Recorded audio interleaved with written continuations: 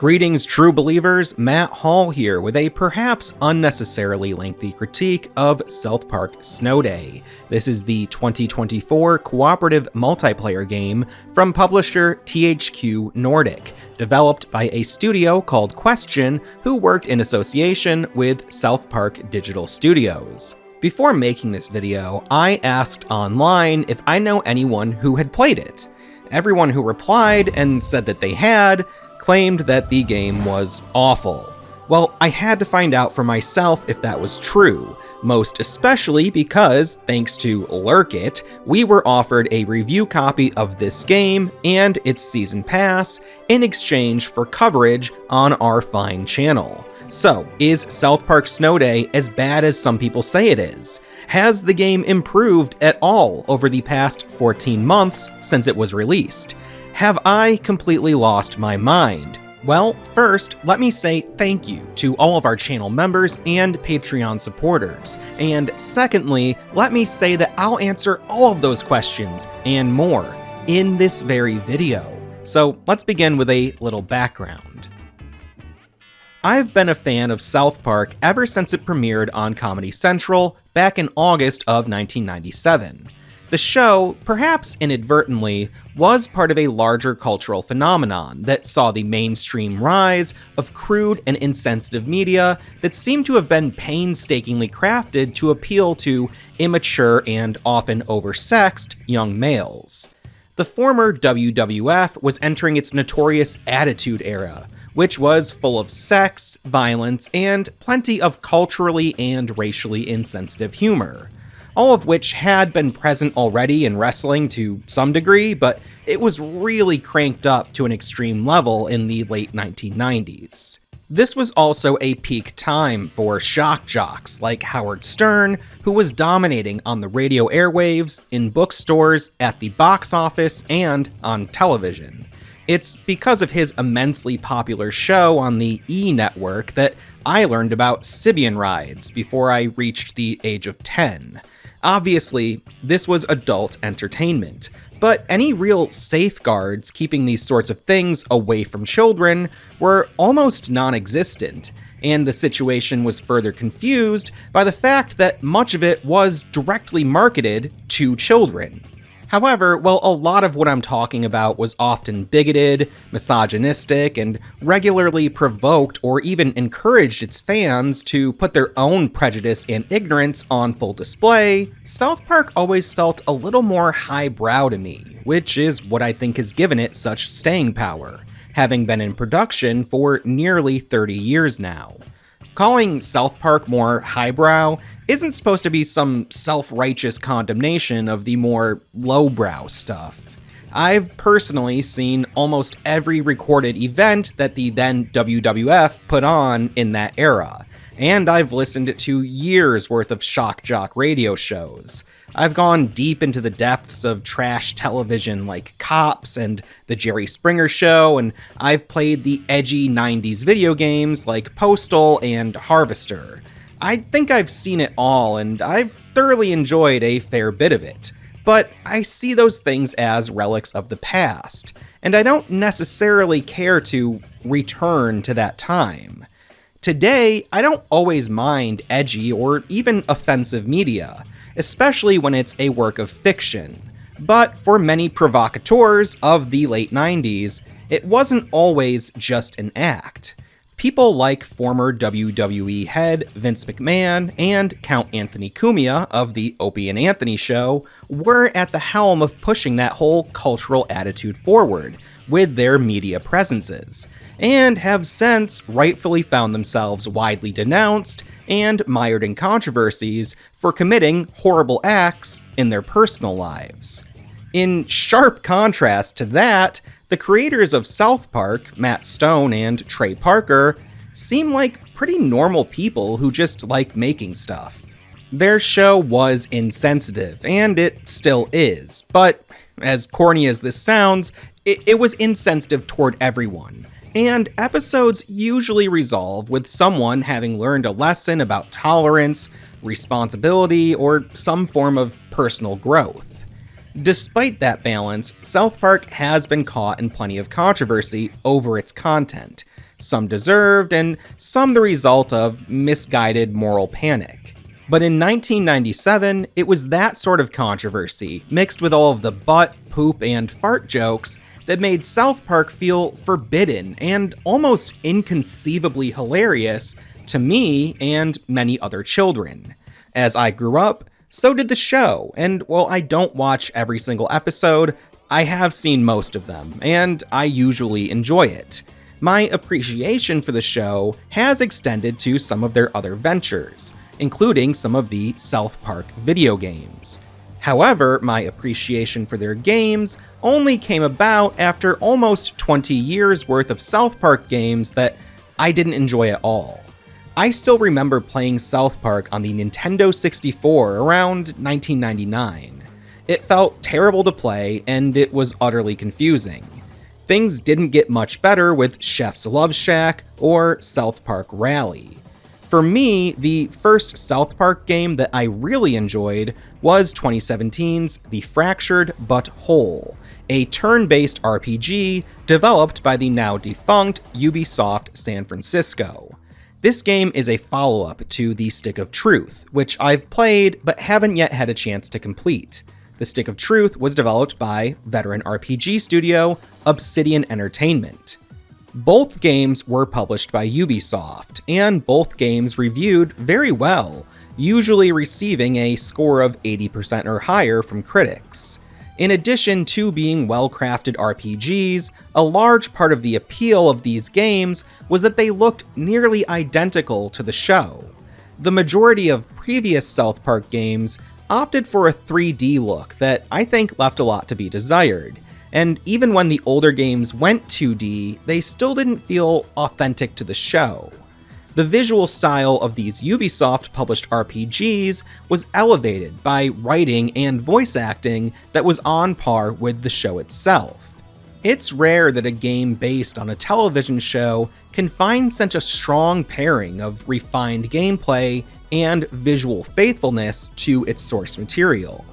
In 2017, Ubisoft published South Park Phone Destroyer, a free-to-play mobile game that combines real-time strategy and deck-building elements. I played a lot of this game, and I never felt compelled to spend any money on it.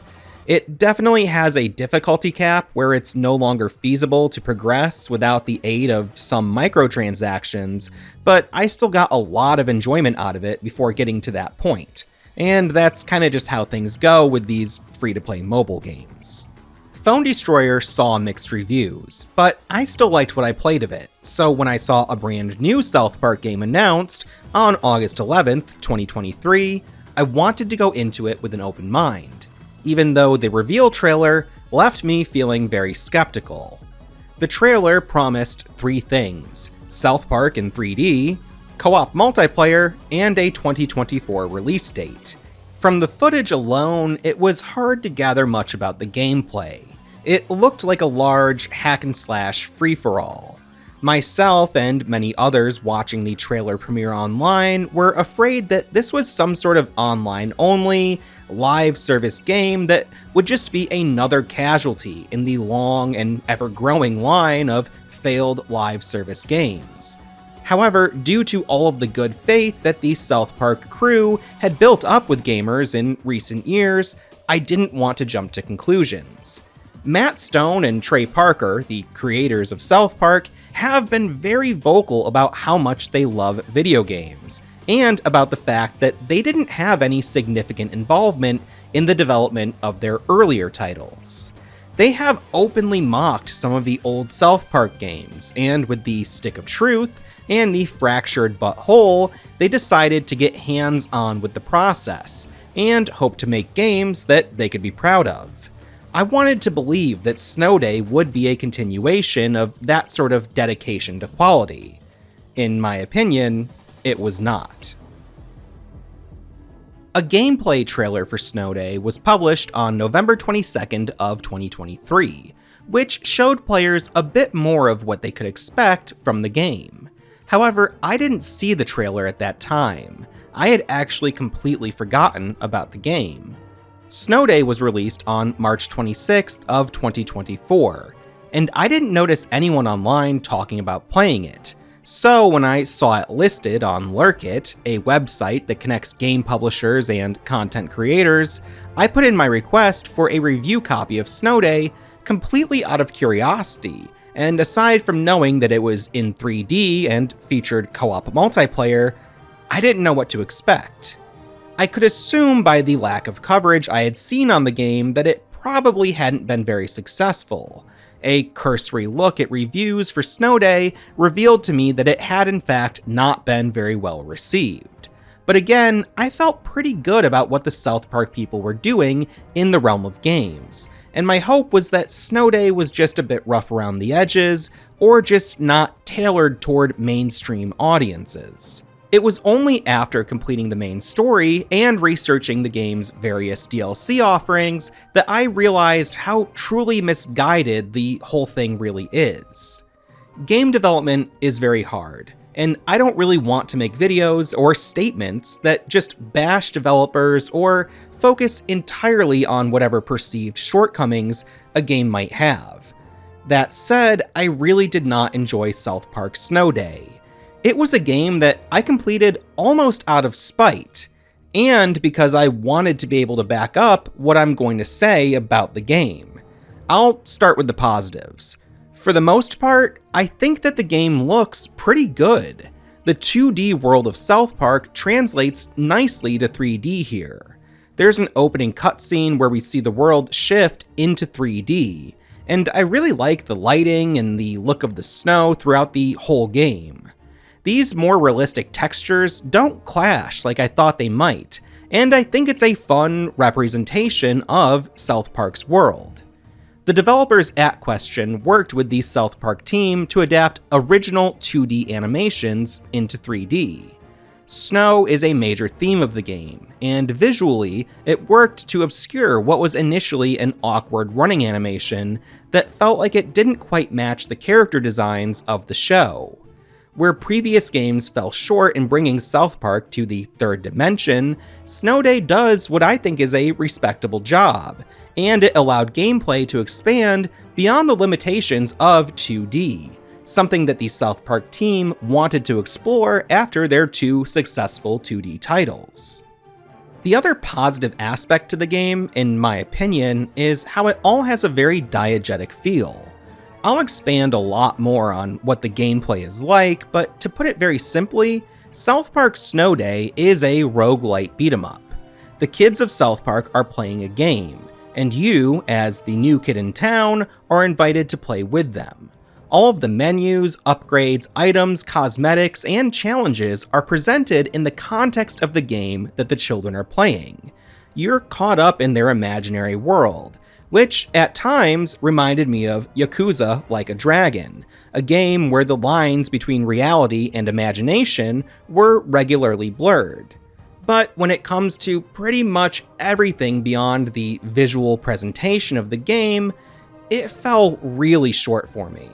The game is repetitive, the combat is overly simplistic, and the sound effects give almost no feedback to the player. Ah, no! No!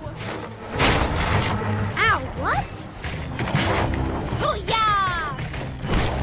Oh no! You got me.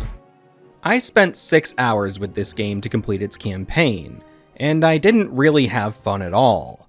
The whole time I was playing, I held on to the hope that the game might open up to me in some new way, but I was continually met with bland and repetitious scenarios that were almost entirely void of any of the humor or charm that I associate with South Park. After completing the main story, I was confused. How did Matt and Trey sign off on this?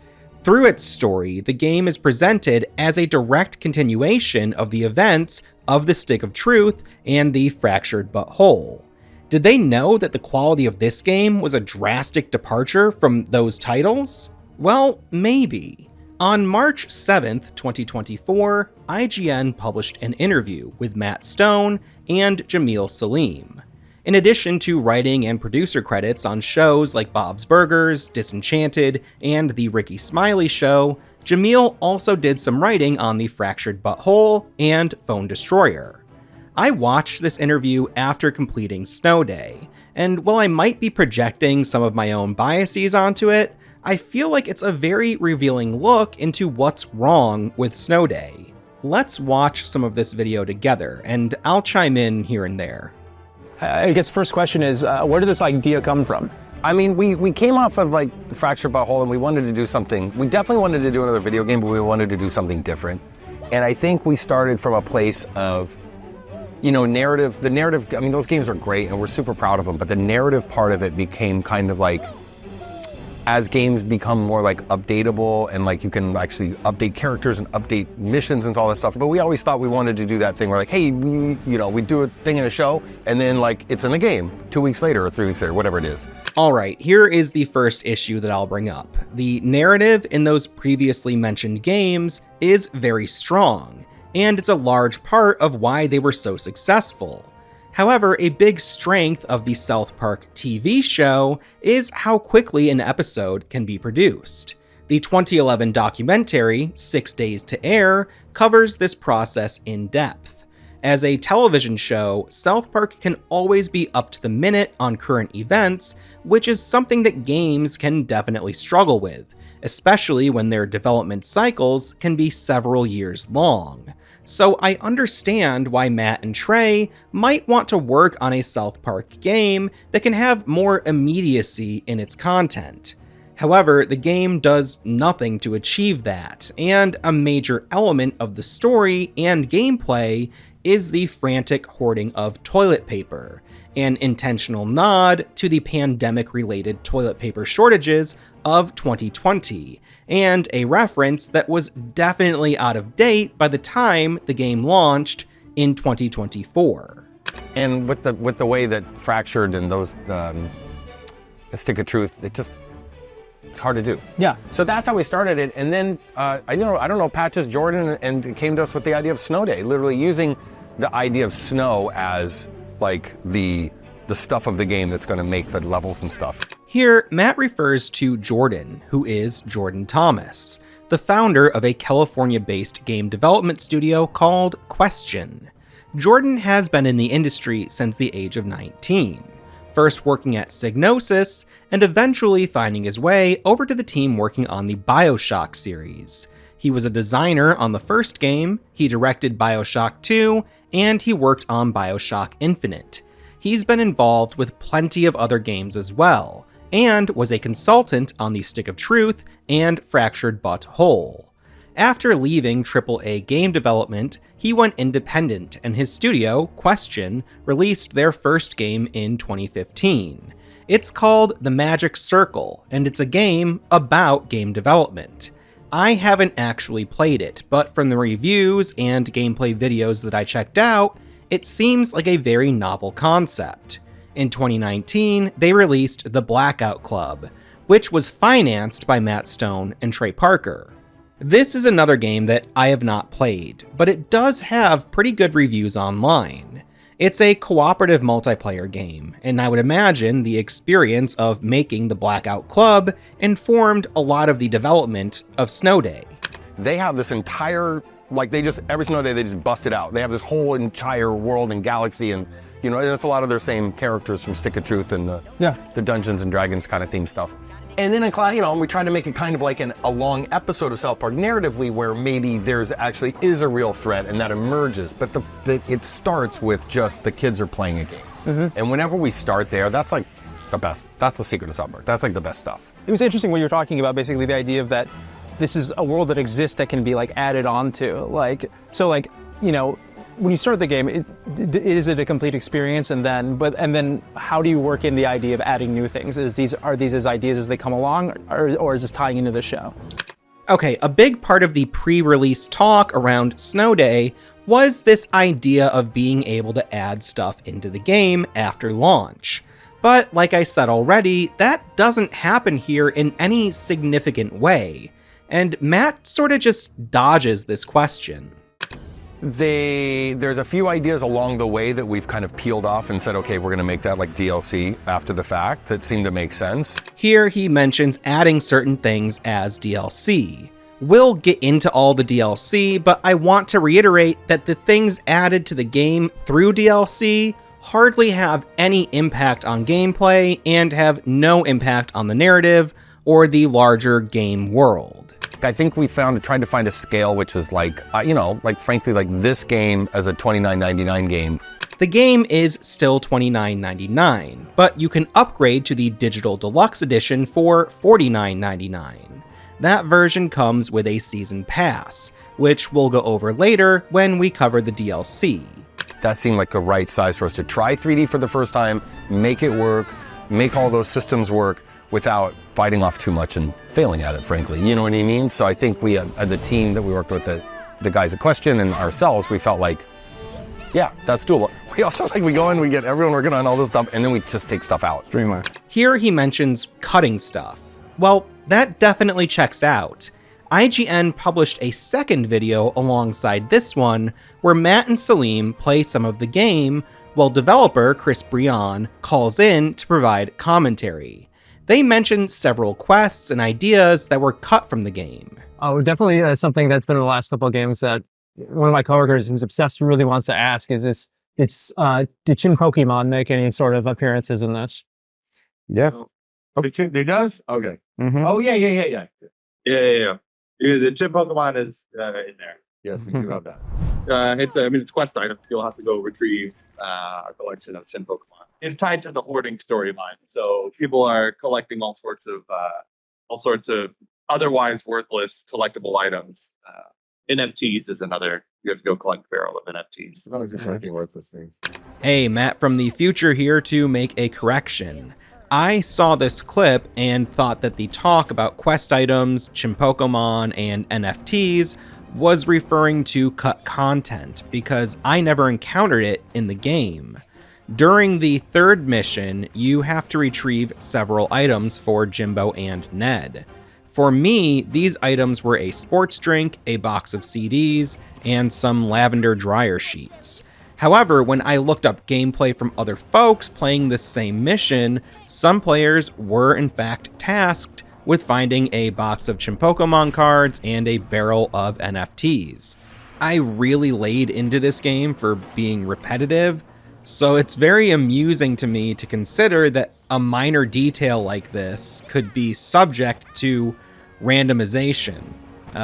On this particular quest, the items all behave the same way. It's just a thing you pick up and carry from point A to point B on the map, but I guess that's something that could be different depending on your run. Anyway, there actually is some cut content from this game, but we'll cover that toward the end of the video. Now, back to the video. Get me the good. You got them Chimpokemon. Nice work. I can only speculate, but I feel like these ideas could have been a welcome break from the monotony and lack of story development in the game. Streamline. So just the core bit is really good. Then we'll put stuff back in, but we got to just focus on what works about the game.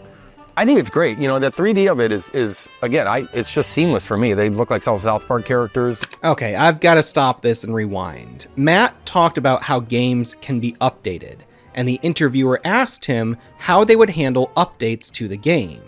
Matt gave a long non-answer about the price point and the scope of the game, talked about cutting content from the game, and then finished his statement by saying that the 3D looked good to him. Maybe it's just me, but the editing here feels very awkward, as if the person cutting the video together was struggling to make this conversation feel coherent for the viewer. What games have you played, or were you playing that inspired this, or were you like, hey, I want, I like the feel of this in particular. This is something I want to bring over. I mean, you guys should answer that too. We were playing Hades, and we were playing a lot of different roguelike game. The interviewer asked about influences on the game, and this is where the term roguelite comes up. Technically, I guess South Park Snow Day is a roguelite, but I also feel like the game suffers from a bit of an identity crisis. The initial reveal trailer never said anything about being a roguelite. Matt references Hades, which was a very successful roguelite, developed by an experienced but fairly small team. I would really struggle to draw any meaningful parallels between Snow Day and any other successful roguelite games. The story in Snow Day is told through 5 chapters, with each taking about 1 hour to play through. Sort of keep the length of a run to a reasonable length. Because it's a co-op game, we don't want to make these an hour long. Yeah, like we want to keep this to something more like 30, 45 minutes. Like I said before, Snow Day is a direct continuation of the previously released South Park RPGs. In those games, you play as a character called the New Kid. You're a silent, blank slate protagonist, partially inspired by other silent protagonists, like Link from the Legend of Zelda series. Yeah, we're not using you, you're our friend. Whoa! Yeah, because we're friends, and not because you're way more powerful than all of us. Okay, great, so you're gonna go kill Mr. Hanky for us? These video games are all about the children of South Park playing other types of games together. They create factions, and they use their imaginations to concoct large battles against one another. In The Stick of Truth, the South Park kids are playing a fantasy-inspired game, full of wizards and warriors. By the end of that game, the new kid is so overpowered that the other kids become bored and decide to change the game. The Fractured But Whole shifts things into a superhero theme.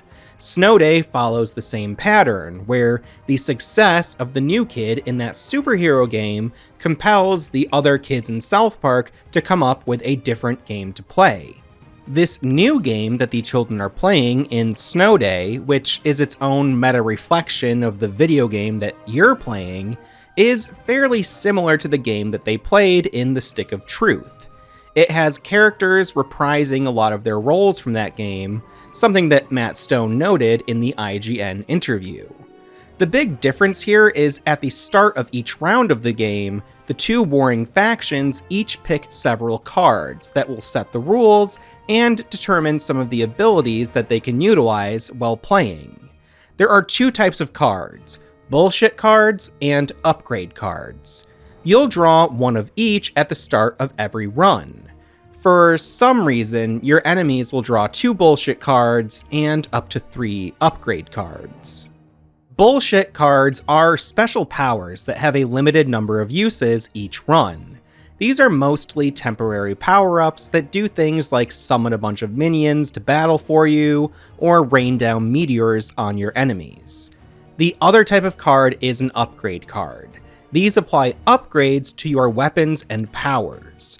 We'll go deeper into weapons and powers a bit later, but basically these are a set of items that your character can equip before initiating a run.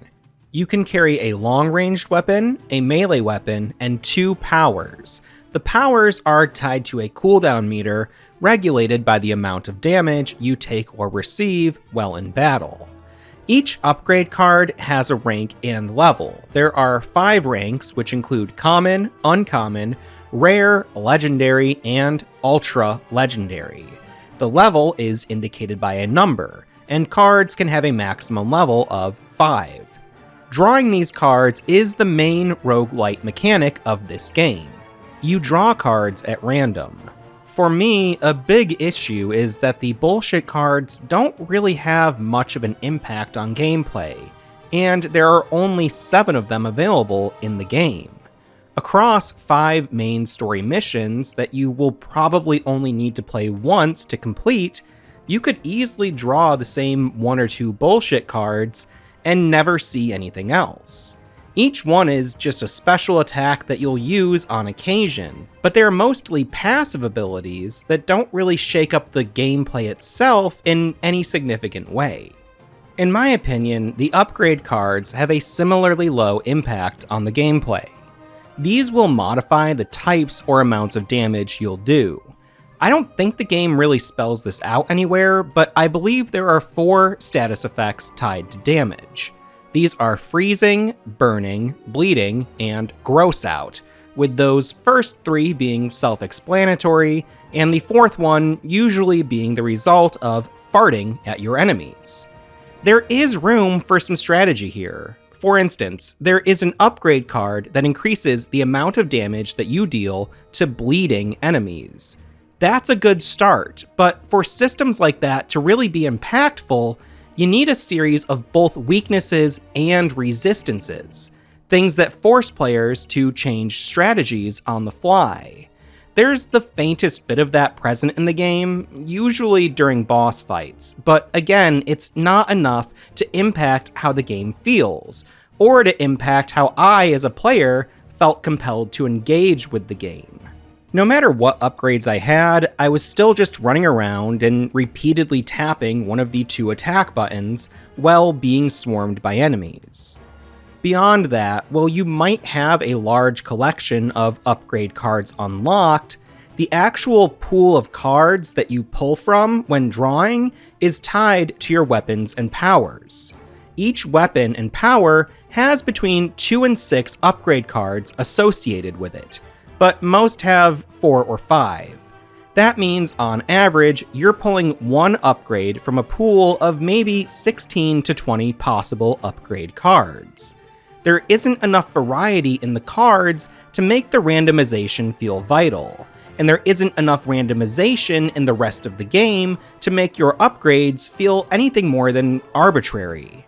If you have enough health and damage, you'll do fine, no problem. There is no strategy needed in this game.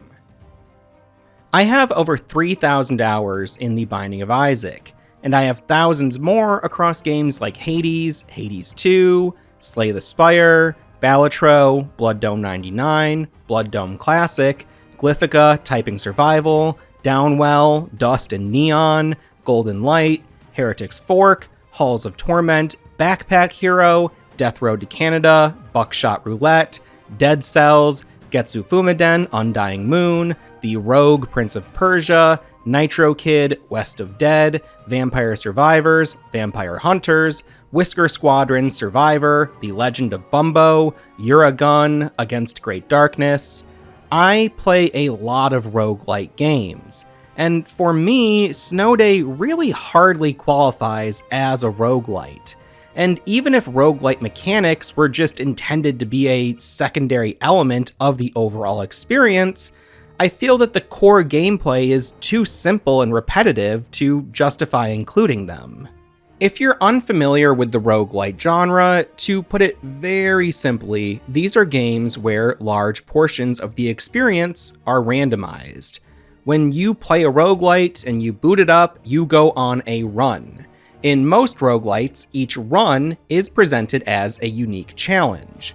And a lot of the appeal in this genre is trying to overcome the entropy created by the random elements through the skills that you've developed by going on repeat runs.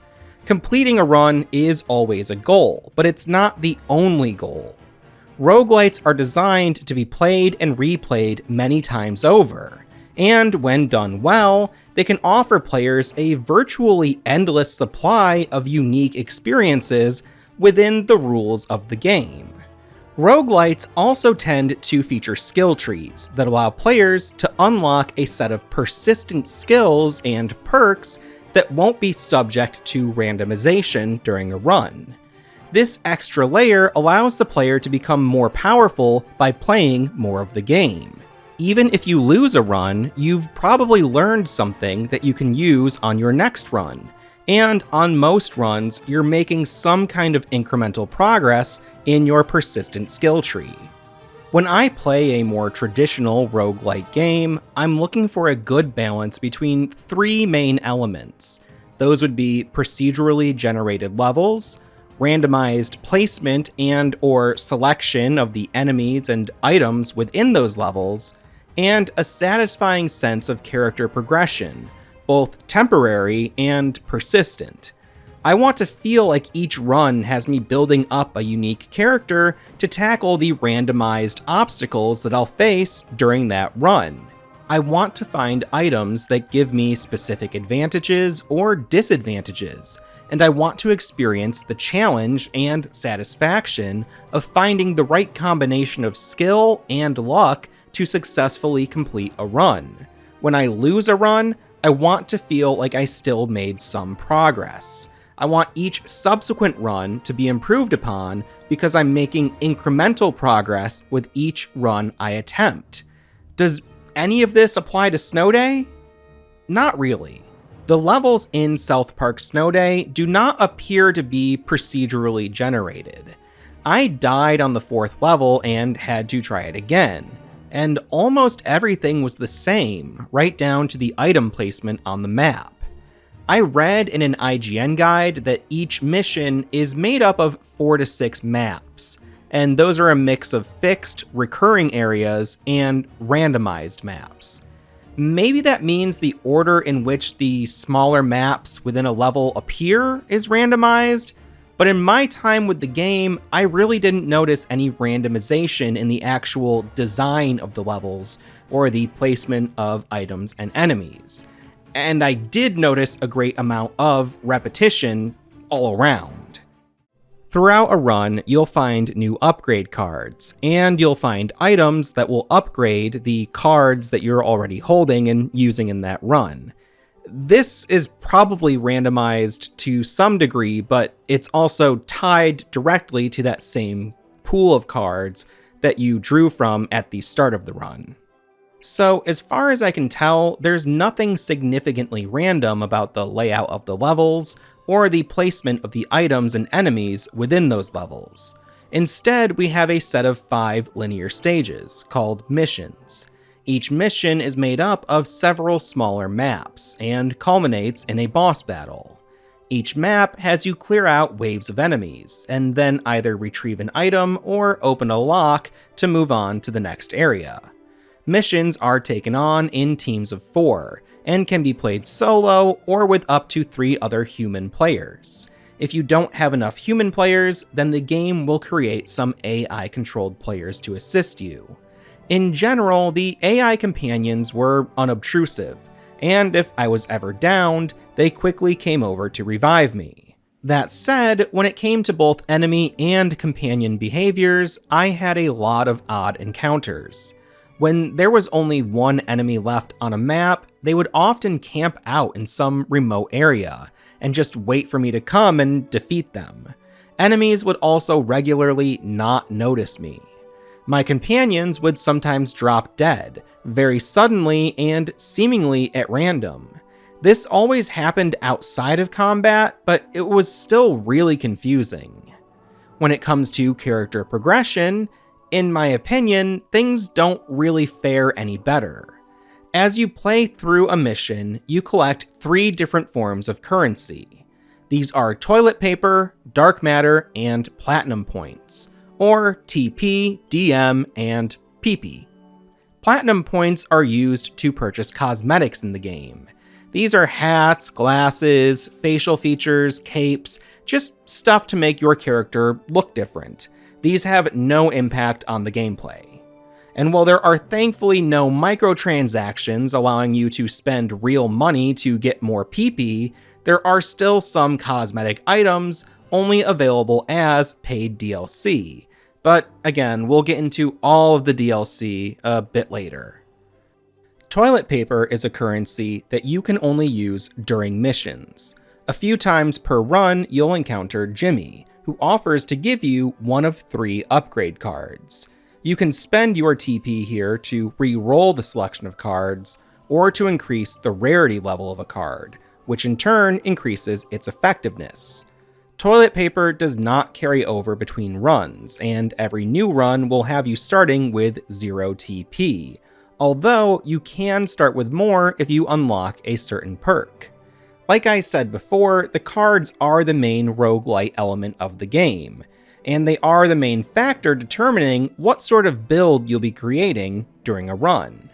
If you're looking to get a particular card from Jimmy, you'll probably want extra TP so you can re-roll your choices if you need to. If you want to max out the rarity of a card that you already have in your hand, again, you'll want the extra TP. You get TP by defeating enemies and by cracking open these containers that are scattered around each level. These containers can also hold dark matter and upgrades for your cards. One thing that was very frustrating for me was that opening a container would cause loot to explode all over the place, and sometimes that loot would fall behind things or become obscured, and I'd wind up feeling obligated to run around the playfield and scoop up any extra loot that I may have missed, and I usually missed a lot. Within a certain range, you'll automatically draw loot toward yourself, but I found that with most containers, 1 or 2 pieces of loot would just slip outside of that range. Even if I stood still and just tried to stand and collect it all right away, I'd always miss a few pieces. Anyway, the loot and currencies are where another major flaw of the game became undeniable to me. If you want enough TP to be able to really utilize Jimmy's services, you're going to have to go and find it. The amount of TP you get from enemies just isn't enough. Levels are full of containers, and some are tucked away in hidden paths. Navigation and movement in this game can be cumbersome. After all, you are a child with stubby legs running around in heavy snow.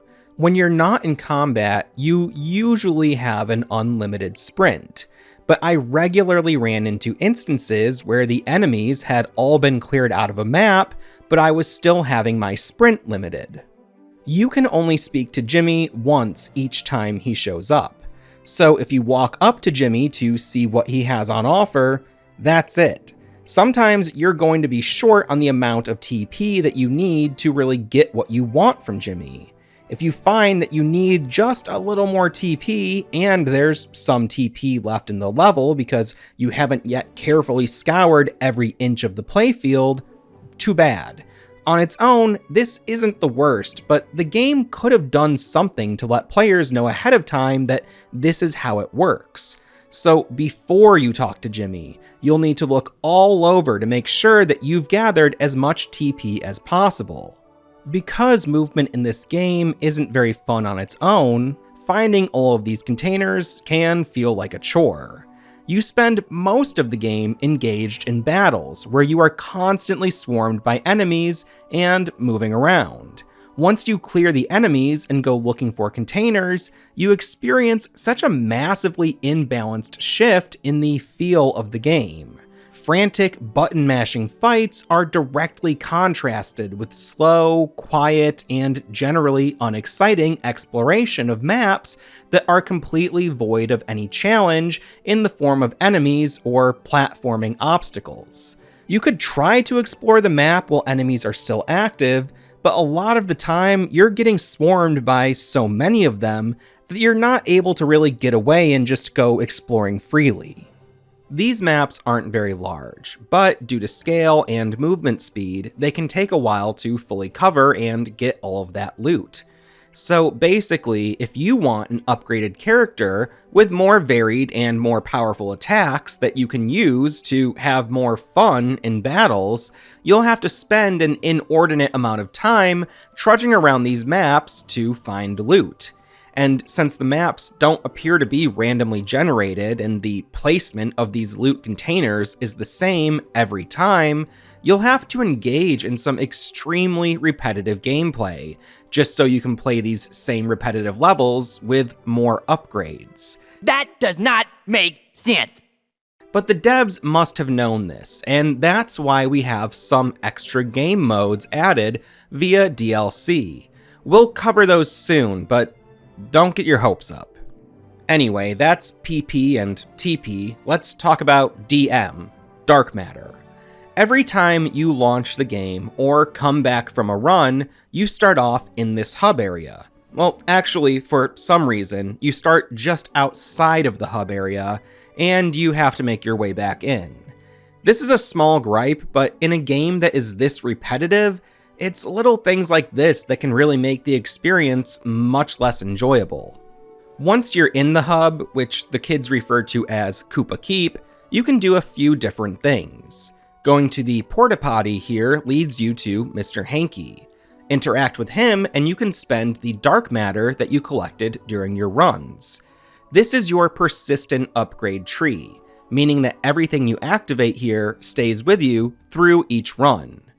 You could originally apply up to 30 different perks at once, but in an update patch from October of 2024, that number was increased to 36. perks here range from increased damage or movement speed to things like starting a run with some toilet paper, or an increased chance of drawing more or better cards during a run.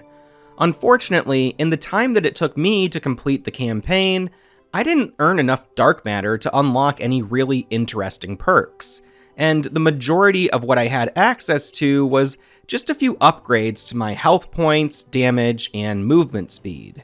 That brings me to another small detour. The dark matter perk tree is organized in such a way that doesn't really motivate the player to experiment very much or to spec into any kind of particular build.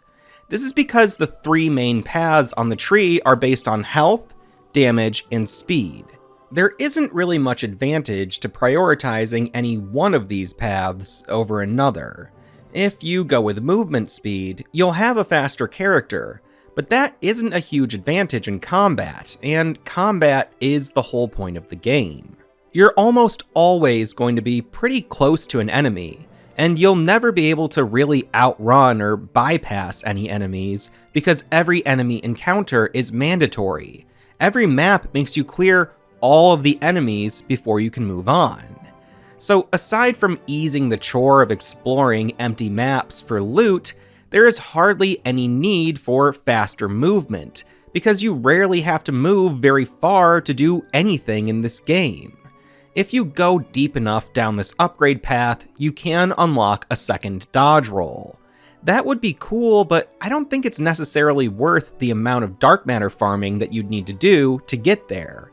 And besides, having a character whose main strength is evading attacks feels kind of pointless when the main objective in the game is to destroy your enemies. There's no way that you could spec into a sort of defense or evasive type build and actually have it benefit you long run in the gameplay. In my opinion, there's very little incentive to prioritize the health perks. HP pickups are abundant in most areas of the game, and you can easily use a healing power when you need to. Hitting a true game over scenario in Snow Day is kind of difficult to do outside of the hardest parts of the game on the highest difficulty levels. I rarely ran into a situation where extra hit points would have really done anything to improve my chances of success in a mission. As for the damage upgrades, those just feel poorly thought out to me. The game allows you to carry 2 types of weapons. One is a melee weapon, and the other is a ranged weapon. Generally speaking, these all feel pretty similar to me, and I didn't really find much reason to experiment with them. I think that I would have experimented more if weapons were randomized or scattered throughout missions, but you choose your weapons at the hub before even starting a mission. And I don't mean that you go to start a mission and then receive a prompt to choose your weapons. That might have pushed me to experiment a bit more. Instead, you choose your weapons over here with Tolkien, in a completely separate area of Koopa Keep than the one where you select your mission. Anyway, you have a ranged weapon and a melee weapon. If I were designing this skill tree, I would have made one path for melee attacks and another path for ranged attacks. That would allow players to choose one over the other as their primary method of combat, and they could start to build a more unique build for their player character. Instead, ranged and melee attack upgrades alternate on this path, meaning that even if I wanted to focus on upgrading one over the other, I'd still have to upgrade both at the same rate. That does not make sense. When you select your weapons from Tolkien, you can also select your powers. These are secondary abilities that are separate from your weapons. Compared to weapons, your selection of powers have a bit more diversity, but I didn't really feel motivated to swap out the default powers that I started the game with. To use your powers, you need to get pissed off. You do this by taking or receiving damage, and your pissed off level is represented by this meter. You begin the game with a fart power. It's been well established in South Park video game lore that the new kid has a magical butthole that can produce supernatural farts. So it makes sense that one of your default powers is a fart. There's also a dedicated fart button, but that's separate from your fart power.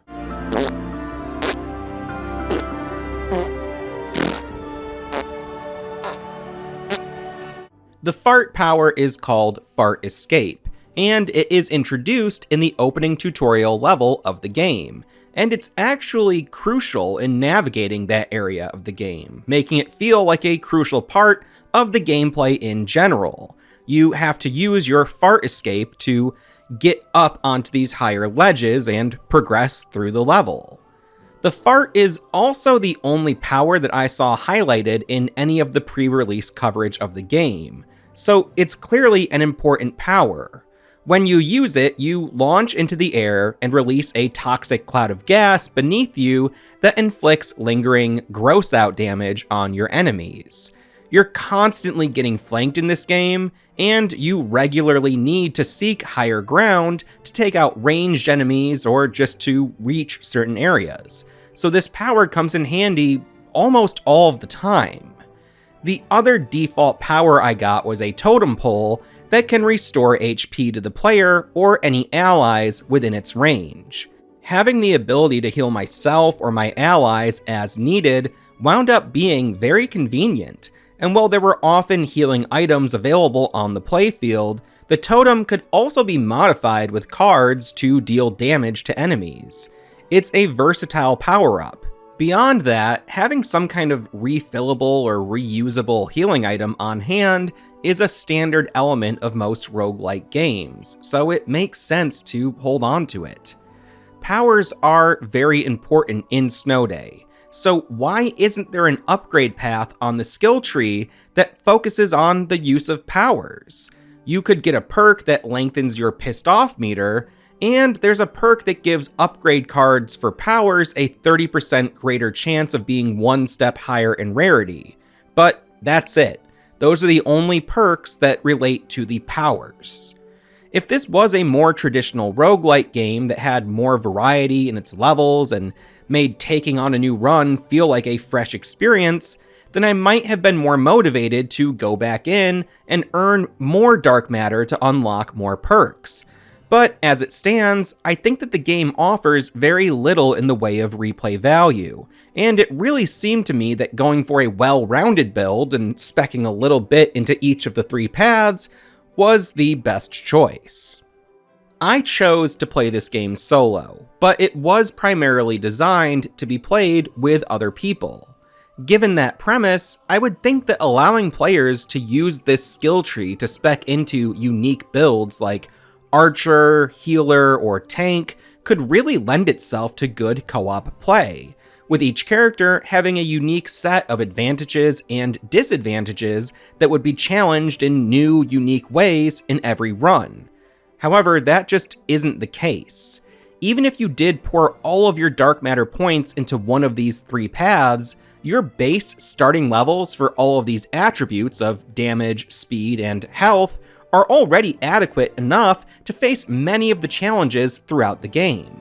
By the end of the story campaign, you'll probably want to upgrade everything at least twice.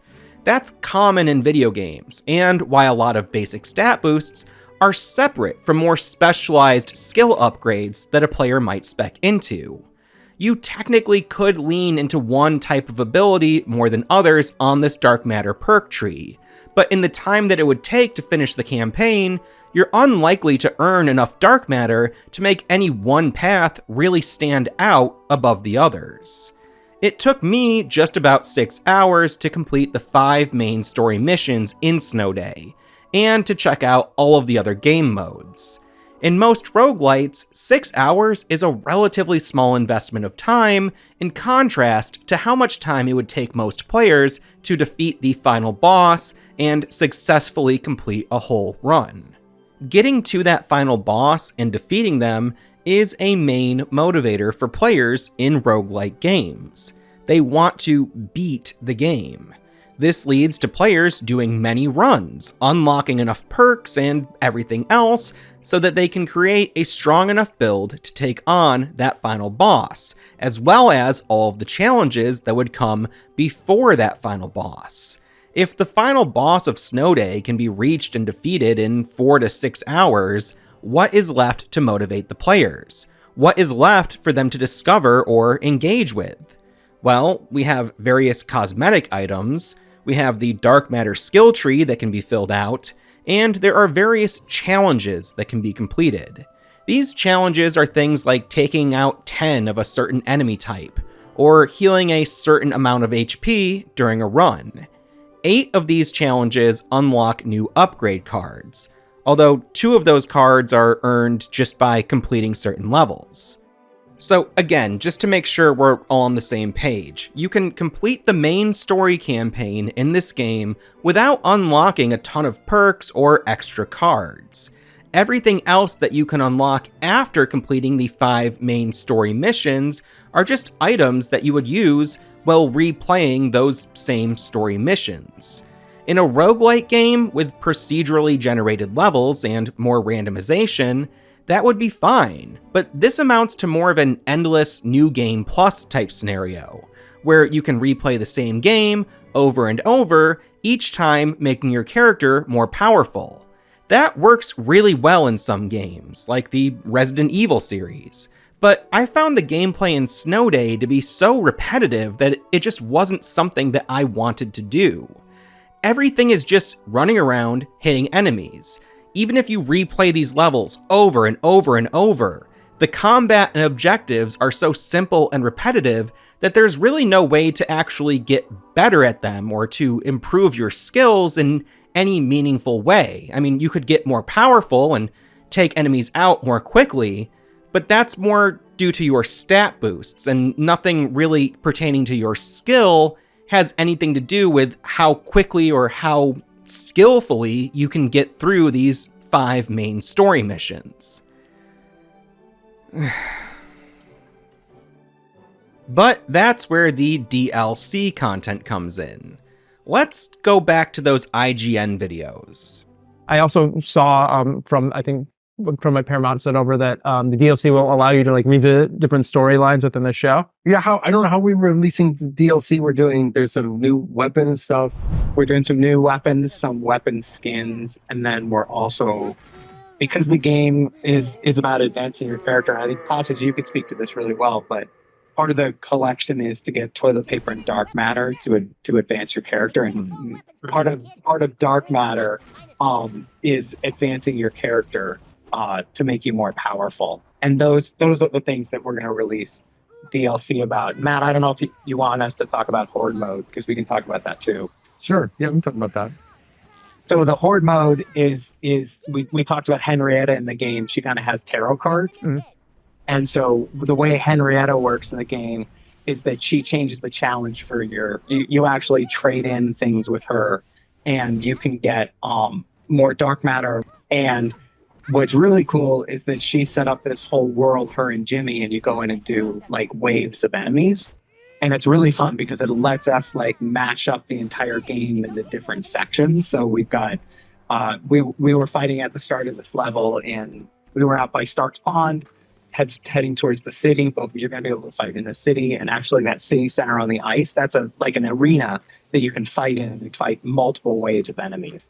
So it's really, it's really cool in the way that we can do it. And like Matt was talking, the ability for us to put in, new things into the game based on new content that comes out, whether it's on TV or the Paramount Plus events. That Horde mode will be a free DLC when that comes out. Oh, us. Right. Yeah, and then hopefully we'll do another DLC later this year, like a more some of the rules on the character. Yeah. It's cool. Just feels like you're in South Park. Feels like you're running around like a kid in South Park, So Chris just said that the Horde mode would be a free DLC when it comes out. Well, that free DLC came out at the same time as the base game. It's odd to me that it was released as DLC rather than being just part of the game, but my best guess is that all of this DLC was stuff that was in the game originally, and then they removed it and decided to space it out over time to increase the, lifetime of the game, but also to make a few extra bucks here and there, charging for certain DLCs and giving certain ones away for free. And Matt does kind of make reference to that idea of chopping the game up and then putting stuff back in later over time through DLC. In this initial version of the Horde Mode DLC, you got a selection of 4 different maps. And these aren't new maps exclusive to the DLC, these are maps taken from the main story missions. You fight 7 waves of enemies, which takes around 20 minutes. The first time I did this, I gained 100 points worth of dark matter. If you're trying to get some of the perks that are further down the line on the dark matter skill tree, you're going to need a lot more than 100 dark matter. Every time you unlock a perk, it increases the cost of the next perk. The only way to farm enough dark matter to max out your perks is to engage in an absurd amount of repetitive Horde Mode battles, or to replay the 5 story missions you've already completed. In June of 2024, 4 more maps were added to the Horde Mode. Once again, these maps are taken from the main story missions, but both of those updates were totally free. In October of 2024, a paid DLC was launched called Nicole's Homebrew. For $8.99, you can replay the 5 main story missions with newly added difficulty modifiers. And when I say the same 5 main story missions, I mean the same. Even the cutscenes will play out entirely the same. Rather than adding anything new to the game, you just get more of the same with a slight twist. The only truly new content added to the game has been cosmetics and weapons. There's a handful of cosmetic DLC packs. Some are free, others cost $2.99. There were also new weapons added, each one costing $4.99. These DLC weapons definitely stand out against the rest, but I don't think they justify their cost. You have a hammer that you can throw or use to do a charged downward attack, and a snowball that explodes.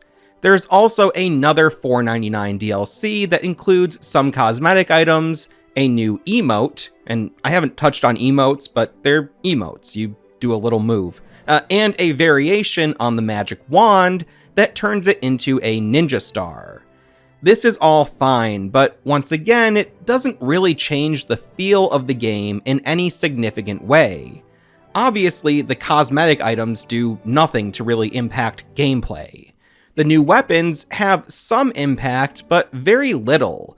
And if we consider that Snow Day is a $30 game, spending half of that entire price for 2 extra weapons and a weapon variant feels bad to me. Altogether, you'd have to spend $32.93 to purchase all of the DLC content. A season pass, coming in at $24.99, would save you $7.94. The numbers just don't work out for me.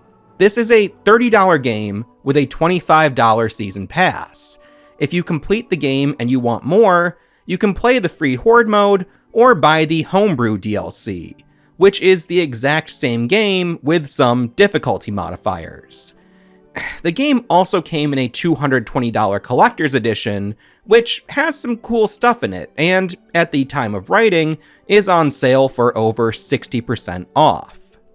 It's impossible to know how much of the game was actually chopped up and turned into DLC, but I get the impression that South Park Snow Day is a $50 or $60 game, presented as a $30 game in its incomplete form, and if you want all of the game modes, all of the weapons, all of the cosmetics, you're gonna need to spend $50 or $60. I know people have to make money, and I don't want to criticize this too much because I don't really have a stake in it, but it does seem just a little shifty to me. Considering the pre-release chatter about adding new stuff to the game, I just assumed that some of it was going to be new story content or new maps, but instead it's the same 5 levels, just remixed. On July 31st of 2024, a roadmap trailer for the game was published, showcasing what new additions players could expect. This included horde modes, even though it's really just one mode played across a few different maps. That, again, seems kinda shifty to me. Next, they advertise cosmetics, and then list a bunch of titles. Now, when I first saw this trailer, I thought that this was a list of updates and features, like horde modes, cosmetics, Berserker, the end of obesity, and so forth. The Berserker looks like a new class type or something that the player could choose and it would, change gameplay a little bit. The end of obesity is the name of a recent South Park special, so I thought that maybe there would be a new mission inspired by the episode. But I was totally wrong. These are just the names of new cosmetic packs being added to the game. They then mention the new weapons and promise so much more. But I get the impression that this is the end of the line for South Park Snow Day. A free Professor Chaos themed cosmetic pack dropped on December 4th, 2024, and things have been quiet ever since. Also, I have to say that this cosmetic pack feels like a total miss to me. The theme is Professor Chaos. If you're unfamiliar, Professor Chaos is a character in South Park. It's the evil alter ego of Butters. He appears in the Fractured But Whole, and in that game, he has these henchmen called Chaos Minions, and they wear these little tinfoil hats. In the Chaos DLC pack, you get a maniacal laughter emote, which is clearly modeled after the maniacal laughter of Professor Chaos. You also get the Professor Chaos tunic and the Professor Chaos cape. You have almost everything you need to make your character look just like Professor Chaos. But instead of including his iconic headgear, they give you the hat that his minions wear. That does not make sense. And it makes me wonder if there are plans to eventually introduce the Professor Chaos helmet as a paid cosmetic. Anyway, I said earlier that the game suffers from an identity crisis. Hopefully, I've explained why the game falls short as a roguelite. There's very little incentive to continue replaying and unlocking new perks when you've already seen everything that the game has to offer, and there isn't enough variety in the levels, modes, or gameplay itself to push players to keep returning. I want to take a few minutes to demonstrate what it's like to replay a mission, and show why it feels so inconsistent and frustrating for me. When I select a previously completed mission, the characters in the game acknowledge that I'm choosing to replay a mission, which makes it feel strange when all of the cutscenes and unskippable dialogue begin to play right after this acknowledgement. You want to fight Eric and his Dark Army again? All right! If the game is going to do this meta thing where characters comment on the roguelite structure, then I feel like it should fully commit to that premise. This would help with making the game feel more cohesive, but it would also make getting in and replaying missions much more accessible. It takes 1 full minute to go from selecting a mission to gaining control of your character. And on this first mission, it takes another 40 seconds to reach the first set of enemies. That's nearly 2 full minutes just to get back into the game between runs. In most roguelites, you can start a new run in well under a minute. Some games offer hub worlds, where between runs, you can interact with NPCs to advance the story. But the story in Snow Day is extremely linear.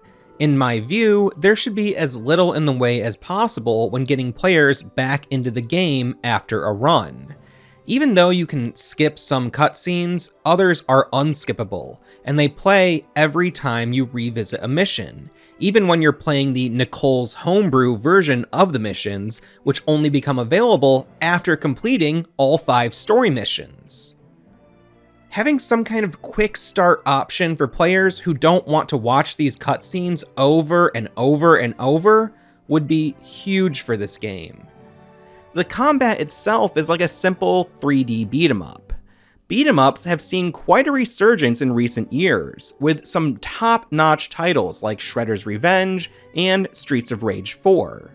Those games are 2D, so it's not a totally fair comparison, but I feel like they updated the genre in ways that a 3D beat 'em up could still learn from.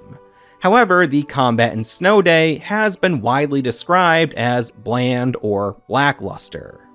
When it comes to the writing, the story, the characters, all of the things that really justify using the South Park license for a game like this, it also falls short.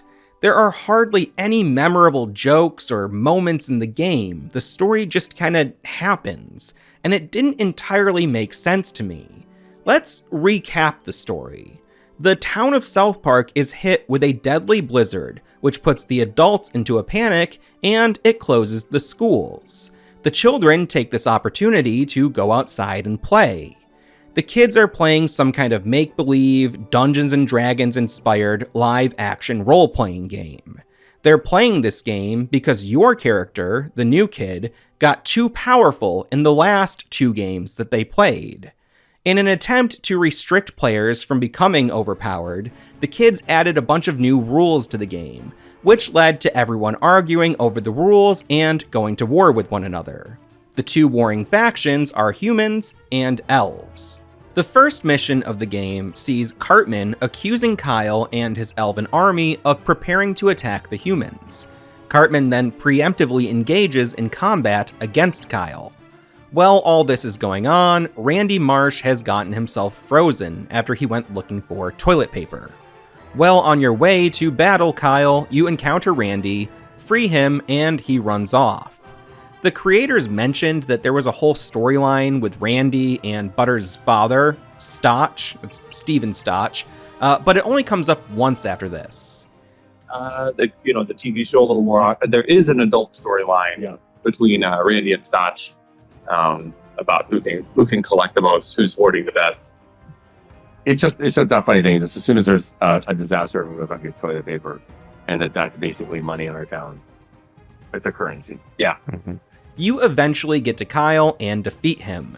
After the battle, Kyle suggests that the blizzard wreaking havoc on the town was likely the result of someone casting a spell that had been banned from their game. This sends you on a mission to take out Stan, who Kyle and Cartman claim is behind the blizzard. Before you can reach Stan, you run into Princess Kenny, who serves as the game's second boss. Defeat Kenny, and you move on to the Test of Strength, a special mission that will give you the power you need to defeat Stan. This quest is given to you by Jimbo and Ned, who are dealing with an angry mob of townsfolk who are trying to buy supplies to help them survive the blizzard. Jimbo asks you to retrieve several items for him. This is sort of like a capture the flag type scenario. You have to run into an area that's full of enemies, grab the item, and then return it to Jimbo and Ned. When you complete that quest and finally reach Stan, Randy appears and joins in on the battle. You take them out, Stotch takes Randy's toilet paper stash, and you learn that Stan was in fact not the person responsible for the blizzard. Stan reveals to the kids that he had been using dark matter powers given him by Mr. Hanky, and that ever since, Stan had become aggressive and hostile toward others. It becomes clear to the children that they need to take down Mr. Hanky to end the blizzard.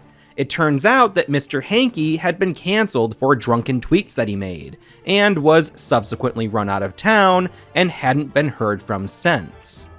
This doesn't quite add up, because Mr. Hanky had set up shop in Koopa Keep, and was readily dealing out dark matter perks the entire time. At the end of missions, Butters will comment on how much dark matter you were able to pick up. That's a ton of dark matter, a real impressive load. Stan admits to having been using dark matter in secret, and all of the other kids seem to recognize this as some sort of taboo or selfish action, as if it were against the rules of the game. But Butters is in charge of enforcing the rules, and he knows all about dark matter and your use of it. That does not make sense. When Cartman learns that dark matter could be the key to extending the blizzard forever, he decides to covertly give dark matter to all of the adults in town, and then turns on the rest of the children. If the other kids were to defeat Mr. Hanky, then the blizzard would end and the kids would all have to go back to school. Cartman knows that school sucks, and he'll do anything to extend the snow day.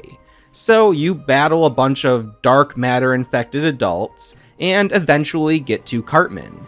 You take him out, and he agrees to join forces with you to take on Mr. Hanky.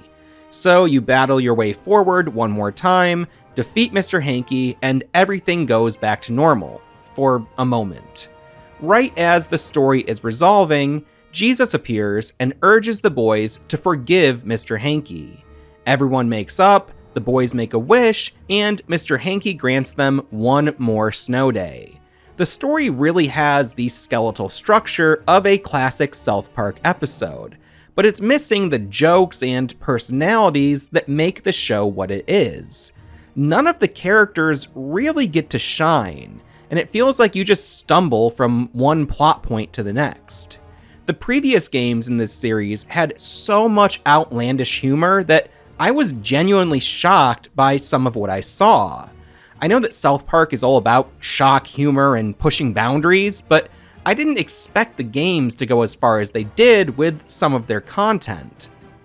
Maybe Snow Day was being set up for a younger demographic, and that's why they decided to tone down the humor. That would be fine, but the humor that's present is just really weak. In that video where Matt Stone and Jamil Salim talk with IGN, they discuss the approach they took to the humor in this game in contrast to their previous games. It's just with narrative stuff, and especially South Park, when we want to say that or we want to make that joke, and the game became very hard to keep that in the, you know what I mean? We spent a lot of time making sure that stuff was lining up with the moral ambiguity, and that becomes kind of like, it's cool, it's super interesting, it's just hard to make, sometimes it's hard, challenging to make funny. Excellent work, new kid. This is just the first of many victories in the name of Christ. And that's what it is, we want to make funny. So like, you just run into stuff like, man, we've done that a lot, and I feel like we want to find a different way to be funny, a different way for people to go and make funny instead of just jokes, you know what I mean? Different way for people to go and make funny instead of just jokes, you know what I mean? The situational humor in this game is mostly just farting or talking about farts. Almost every other joke is some outdated pop culture reference. Was it frustrating with the last couple of games that, by the time people were playing it, maybe like things weren't hitting the same way?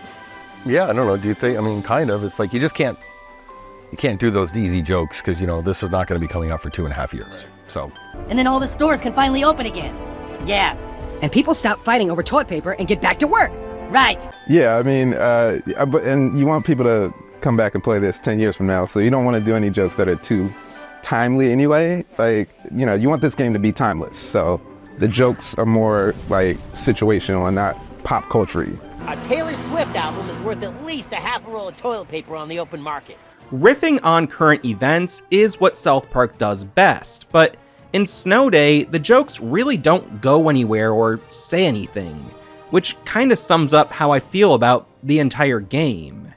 I like the idea of the South Park team going for an entirely different type of game after those 2 RPGs.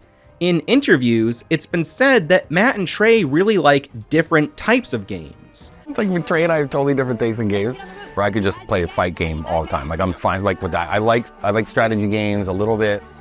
I like big Far Cry kind of games. Well, you said yours different than Trey. What is Trey? Trey's like into RPGs and Dungeons & Dragons and real strategy games. He's a total board game freak. He loves board games and those kind of more cerebral and rules-based things. And again, I don't. Snow Day feels like it may have been an attempt to do something more to Matt's tastes, but the resulting game just doesn't come together in any cohesive way. In my opinion, some minor adjustments could have been made to Snow Day to make it a tighter game. Many roguelites incorporate some sort of linear progression of missions or levels, but in most cases, the player is expected to go through all of the missions in the same run. Like I described earlier, each mission is made up of 4 to 6 smaller maps, some fixed and some randomized in some way. I would suggest cutting the length of each mission by around half, going with 3 randomly selected maps, and a boss battle for each mission, rather than the current mix, which has too many fixed maps appearing every time you play a mission. I would then make it so that players encountered each mission sequentially in a single run, rather than returning to Koopa Keep and interrupting the flow of gameplay after every mission. I would also make weapons, powers, and cosmetics randomized items that you select at the start of each run. Throughout a run, you could find new weapons, powers, and cosmetics that apply to your character for the length of that run, and finding those would unlock them so that they would become available as potential starting items in future runs. In my opinion, both the combat and movement would need to be entirely overhauled for them to be significantly improved. Everything is super floaty, and there are a bunch of little quirks that make combat just kind of awkward. For example, pressing back on the left control stick makes you walk backward. If you want to turn your character around, you need to rotate the camera with the right control stick. This makes it difficult to quickly respond to an enemy that is directly behind you, and in combat, there are almost always enemies directly behind you. Another example of the combat not feeling quite right is the way that your ranged weapons work. Ranged attacks can be charged up, which will give them a boost to both damage and range. You can release your attack at any point during this charge, but you'll find cards that incentivize you to use fully charged ranged attacks. These fully charged attacks sort of lob projectiles towards enemies, but with how long it takes to fully charge an attack combined with the speed of your projectiles, enemies will almost always safely move out of the way before you can hit them. For the most part, whenever I was able to successfully connect a fully charged ranged attack, it was because the enemies just didn't notice me and I was able to hit them from behind. Although the combat is repetitive and often frustrating, forcing players to use randomly assigned weapons and powers would shake things up. Another big issue with the game is that when you run out of hit points, you can crawl around seemingly indefinitely. A run is only lost once you and all 3 of your companions go down without being revived. This, along with the abundant health pickups and healing abilities, greatly reduces the difficulty of the game. Most roguelites give you maybe 1 or 2 chances to refill your health before you risk losing a run. If the healing and revival systems in Snow Day could be rebalanced a bit, it would increase the difficulty and make going on multiple, potentially shorter runs feel more vital. As it is now, each run is pretty easy to beat on your first try, meaning every run is potentially going to take about an hour. For a game with such casual feeling combat, I really think that shorter runs and shorter sessions in general would make for a better experience. But alas, I think this is it for South Park Snow Day.